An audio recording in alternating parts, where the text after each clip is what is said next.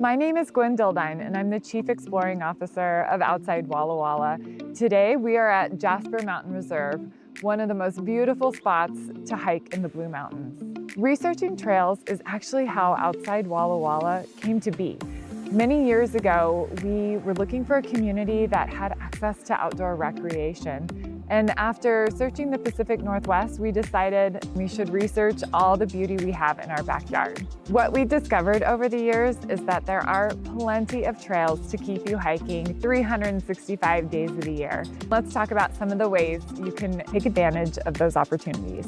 When I think about this area and accessing trails, there's really three areas to break it down.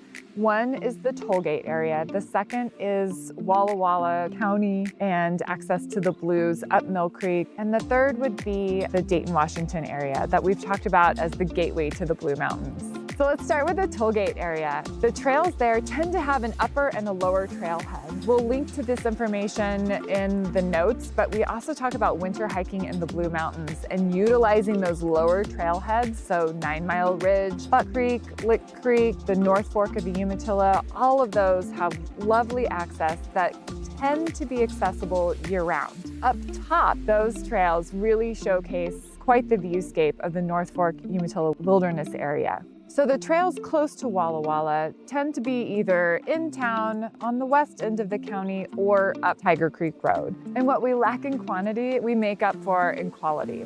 For example, on the west end of the county, and we talk about this in the Journey Through Time guide, are some trails that really show off the Wallula Gap area, which is geologically fascinating, historically significant, and offers just a magnificent viewscape of a desert landscape carved by many rivers of time past. But you can still access the Blue Mountains from Walla Walla, and that's done a couple of different ways that we'll talk about in the podcast and the blog and give you all the details you need to have a dreamy hike close to town. Not far out of town, like for example at Jasper Mountain Reserve, which is a private wildlife sanctuary accessed via a day or annual pass, we're really here at the gateway to the Blue Mountains. And Dayton, Washington can definitely transport you to some mountain landscapes, including the highest point in the Northern Blues, Oregon Butte. So let's talk about what to expect.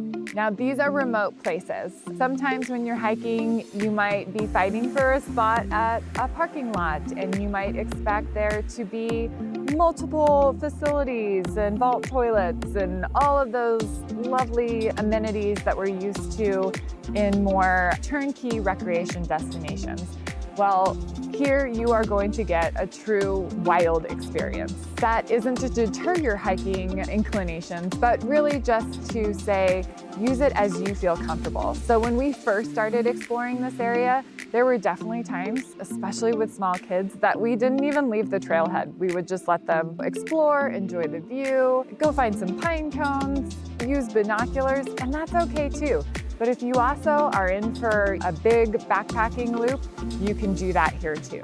So what we hope you'll do is exactly what we did, and that is to just start exploring, get comfortable with the area, spread out the maps, do some research, read our write-ups, and just take a walk on the wild side.